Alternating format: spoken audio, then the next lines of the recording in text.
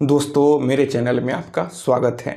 आज के इस वीडियो में मैं आप लोग को बताऊंगा कि अगर आप शहर में फ्लैट लेते हैं या फिर ज़मीन ही परचेज करते हैं तो आपको किन किन डॉक्यूमेंट को चेक करना चाहिए, आपको लेने से पहले क्या करना चाहिए।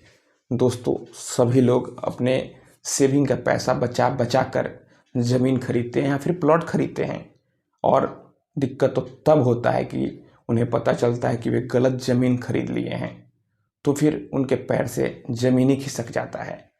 तो अगर आप थोड़ा सा पहले ध्यान देंगे, आप थोड़ा सा सावधानी बरतेंगे तो आप किसी भी फ्रॉड का शिकार होने से बच सकते हैं। सबसे पहली बात कि आप जल्दीबाजी में आकर कोई भी डिसीजन नहीं ले। जो बगल वाला पार्टी है आपको हम बोलेगा कि आप यहाँ ज़मीन ले लीजिए, फ्लैट ले लीजिए, नहीं तो मेरे पास कोई दूसरा ग्राहक है मैं उसे दे दूँगा। कई बार आपको घबराने के लिए ऐसा किया जाता है, लेकिन आप जब तक संतुष्ट नहीं हो तब तक आप हाँ नहीं करें, आप घबरा कर कोई भी डिसीजन नहीं लें।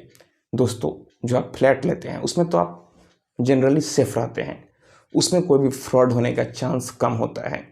और जब आप बैंक से लोन लेते हैं, क्योंकि कोई भी फ्लैट लेता है तो फ्लैट इतना कॉस्टली है या फिर किसी के पास पैसा है फिर भी कोई भी कैश में तो लेगा नहीं, वह लोन ही कराएगा।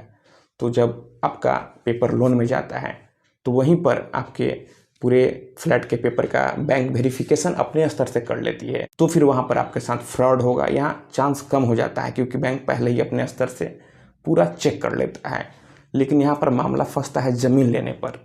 यहाँ ज़मीन में बहुत सारा उलझन होता है। कई बार यहाँ देखा जाता है कि ज़मीन किसी और का था और रजिस्ट्री कोई और कर दिया, 2 बार रजिस्ट्री हो गया। तो फ्लैट में फ्रॉड होने का चांस थोड़ा कम रहता है, लेकिन ज़मीन में फ्रॉड होने का चांस ज़्यादा होता है। आए दिन आपको अपने आसपास अपने सर्किल में ऐसा सुनने को देखने को मिलता होगा। इसलिए कई लोग इसी डर के कारण ज़मीन ही नहीं लेते हैं, वे फ्लैट ही लेना सही समझते हैं। तो अगर आप कोई भी ज़मीन खरीदें तो आपको सबसे पहले रजिस्ट्री के चेन को समझना चाहिए।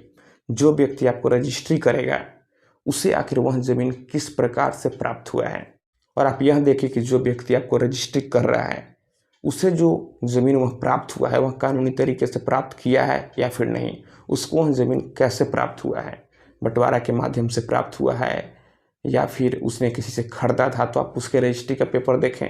अगर आपको कोई भी कन्फ्यूजन होता है तो आप संबंधित कार्यालय में जाएं और वहाँ पर आप कर्मचारी से मिले, फिर वो अपने रजिस्टर में देखकर आपका सारा डाउट क्लियर कर देंगे। वो आपको बता देंगे कि ज़मीन लेने लायक है या नहीं है, ज़मीन का रजिस्ट्री किसके नाम से है, रजिस्टर 2 में किसका नाम दर्ज है, वो सारा चीज़ आपको क्लियर कर देंगे। उनके पास जाने पर आपको थोड़ा सा खर्च करना पड़ सकता है, लेकिन अगर आप वहाँ जाते हैं, थोड़ा अपना समय देते हैं तो आपका यहाँ पर डाउट क्लियर हो जाएगा और आप गलत ज़मीन लेने से बच जाएंगे।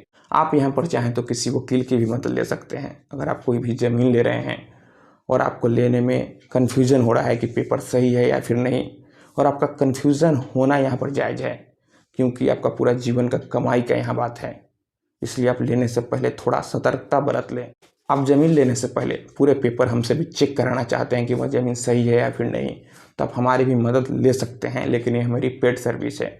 अगर आप हमसे जुड़ना चाहते हैं, बात करना चाहते हैं, तो मेरा वही इंस्टाग्राम आईडी है Pritesh1584। आप हमें वहाँ फॉलो करें, वहाँ मैसेज करें, फिर आप हमसे अपॉइंटमेंट लें, फिर आपका सारा डाउट क्लियर किया जाएगा, आपके पूरे पेपर को चेक किया जाएगा और आपको बताया जाएगा कि आप जो भी ज़मीन ले रहे हैं वह सही ले रहे हैं या फिर नहीं ले रहे हैं।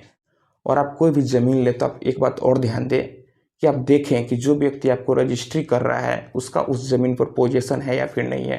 कई बार यह देखा गया है कि पेपर उसका होता है, वहाँ उसका रियल ऑनर होता है, स्वामी होता है, लेकिन उस ज़मीन पर कोई विवाद चलता है, केस मुकदमा हो जाता है, या फिर मुकदमा नहीं होता है लेकिन पोजीशन किसी और का होता है। तो आप जाएँ उस ज़मीन पर, आप फिजिकली वहाँ पर जाएँ, आस पड़ोस पता करें और देखें कि आप जो व्यक्ति से ज़मीन खरीद रहे हैं उसका उस ज़मीन पर पोजीशन है या फिर नहीं है। और आप जैसे ही ज़मीन का रजिस्ट्री अपने नाम लें, आप तुरंत उस ज़मीन पर अपना पोजीशन ले लें।